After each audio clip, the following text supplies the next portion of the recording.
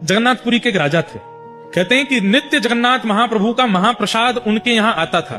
ध्यान से सुनना, महाप्रसाद आता था और राजा जगन्नाथ जी से इतना प्रेम करते थे कि प्रेम से महाप्रसाद आते ही पहले दंडवत प्रणाम करते थे प्रसाद को और फिर उसको स्वीकार करते थे। चैतन्य महाप्रभु कहते हैं महाप्रसादे गोविंदे, जगन्नाथ महाप्रभु का जो भात प्रसाद है उसका एक एक दिन का जगन्नाथ जी का स्वरूप है। तो राजा का नित्य नियम था, जैसे प्रसाद आता तो प्रणाम करते, उसको पाते और फिर अपने क्रिया में लगते।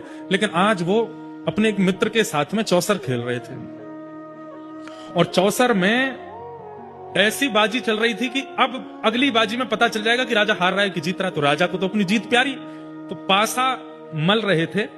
उसी समय महाप्रसाद आया। जैसे ही महाप्रसाद आया तो पंडित जी रोज आते महाप्रसाद लेकर के, राजन जगन्नाथ महाप्रभु का महाप्रसाद आया।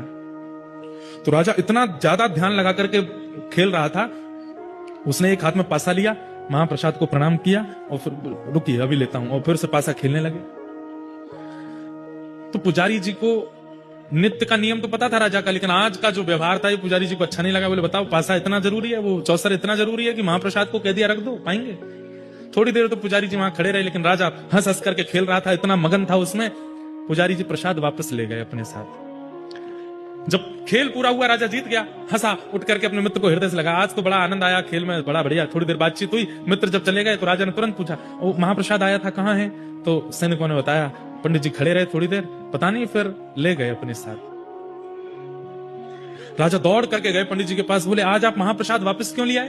तो पंडित जी की आंखें लाल पड़ी थी, बोले कि राजन ये महाप्रसाद कोई अन्न नहीं है, कोई दाल भात नहीं है, कोई सामग्री नहीं है, साक्षात जगन्नाथ जी हैं। और जगन्नाथ जी किसी के द्वार पर आते हैं और जिसके द्वार पर गए वो दूसरे कार्य में व्यस्त है। जगन्नाथ जी किसी के यहां ऐसे खड़े होकर के प्रतीक्षा नहीं करेंगे।